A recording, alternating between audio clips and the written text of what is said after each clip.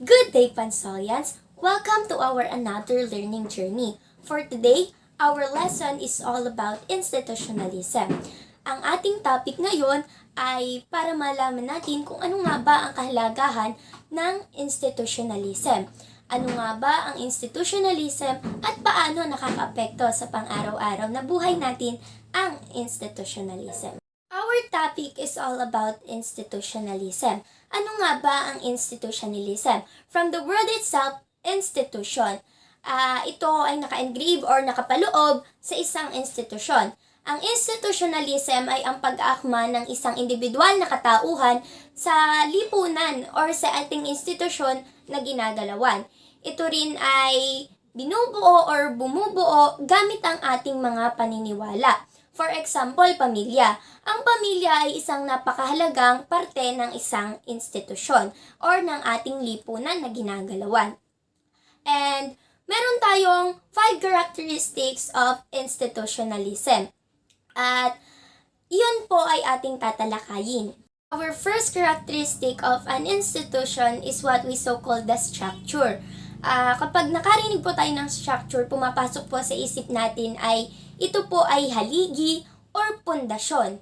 At ang structure po ay ang pinakamahalagang elemento ng isang institusyon.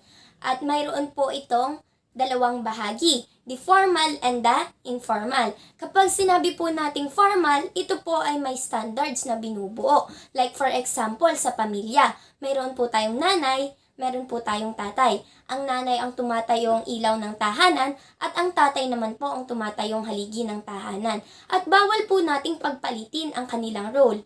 And be specific po, hindi po natin sila maaaring pagpalitin ng role. May kanya-kanya po silang trabahong ginagampanan sa kanilang pamilya.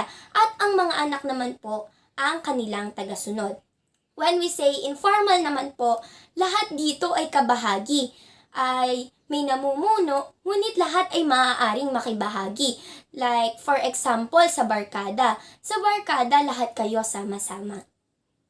The second one is the stability. Kapag sinabi po natin stability, ito po ay ang katatagan. Katatagan or ang katibayan. Ang isang institusyon ay mahalagang magkaroon ng katangian na ito ay may katatagan. Sa stability po, ito po ay magagamit natin para mas maipaayos, mas mapagtibay at mas mapaganda pa ang institusyon or ang lipunan na ating ginagalawan. Like for example, ang mga mayors, nagpupulong-pulong sila para mas mapaganda, maayos at mas malinis ang pamamalakad sa kanilang local government. Kaya po ang komunikasyon ay napakahalaga sa karakteristik na stability. Dahil dito po napapagpulungan ang magiging katatagan ng isang institusyon.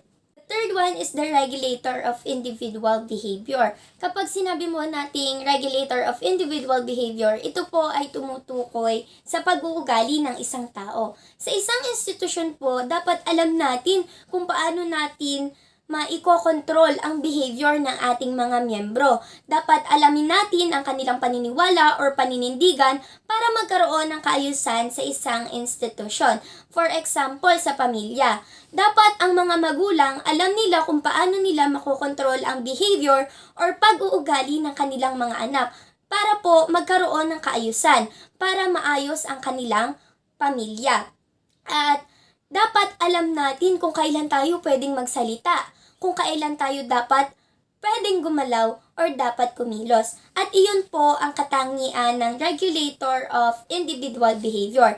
Alamin ang paniniwala or ang paninindigan at ang pag-uugali ay dapat nakokontrol sa isang institusyon.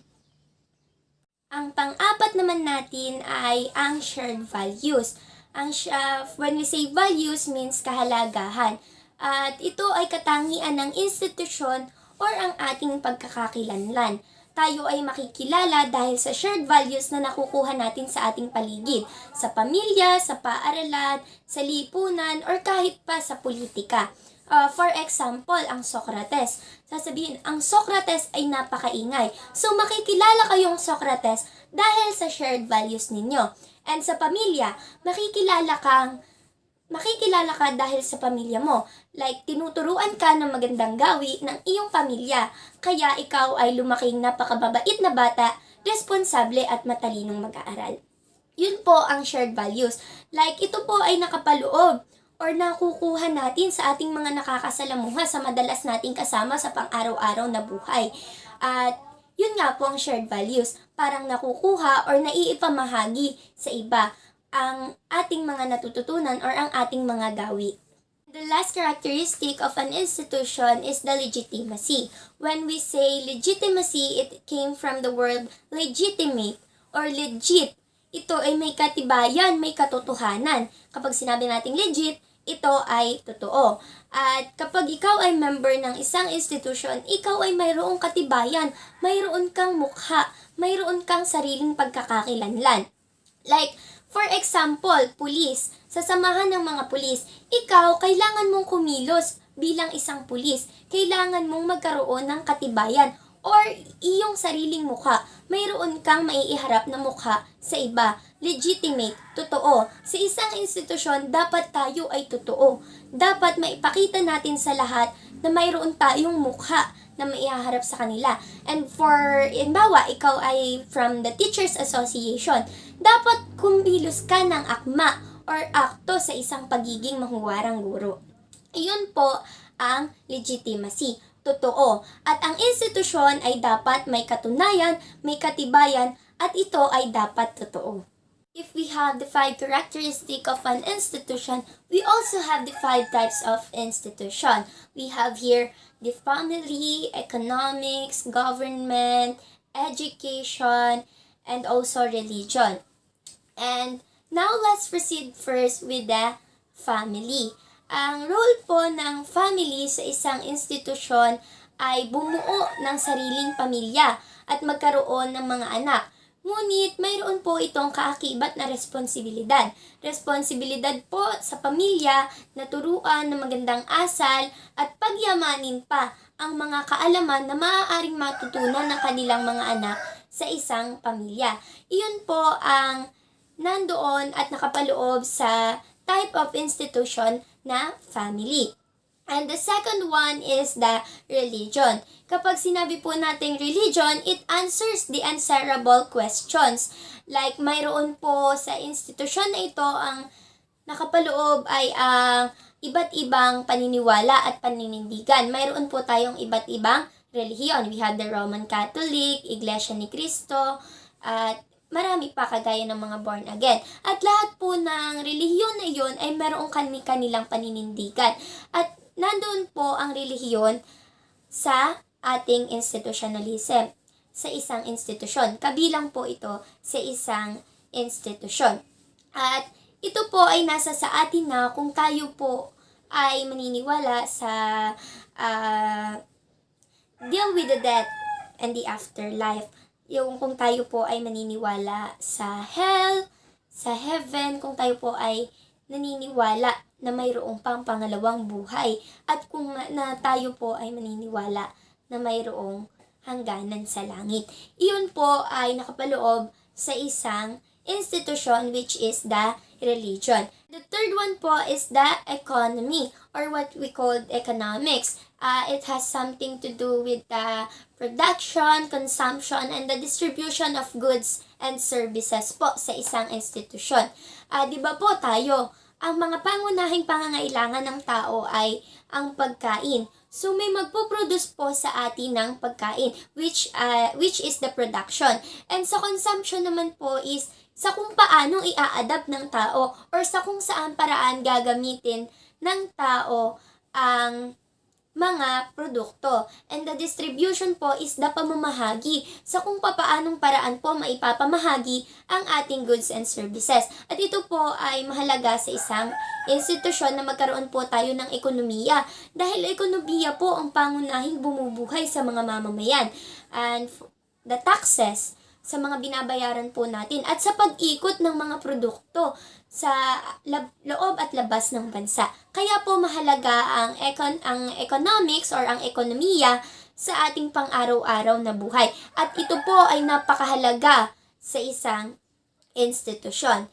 And the fourth one is the government. It has something to do with politics. Kapag sinabi po nating government, it has something to do with politics. Mayroon na pong mga namumuno sa isang institusyon na tinatawag nating government. We have the president, vice president, and also meron po tayong mayors, and the barangay officials, and kapitan, kagawad, and also the SKs. At sa government po, sila po ang nagpapatupad ng rules and regulations sa ating lipunan na ginagalawan. At yun po ay para magkaroon ng kaayusan sa ating institusyon na ginagalawan. Bakit nga ba? Ano nga ba naman ang mangyayari sa isang institusyon kung walang namumuno? 'Di ba magiging magulo? Kaya ang government ay isa sa mahalaga na parte ng ating institusyon. And last but not the least is the education. For me as a learner, as a humanities and social sciences or HUM students, I do believe that education is the most powerful weapon which we can use to change the world. Yes po, para po sa akin, ang edukasyon ay isang napakahalaga sa isang estudyante or sa isang kabataan na katulad ko.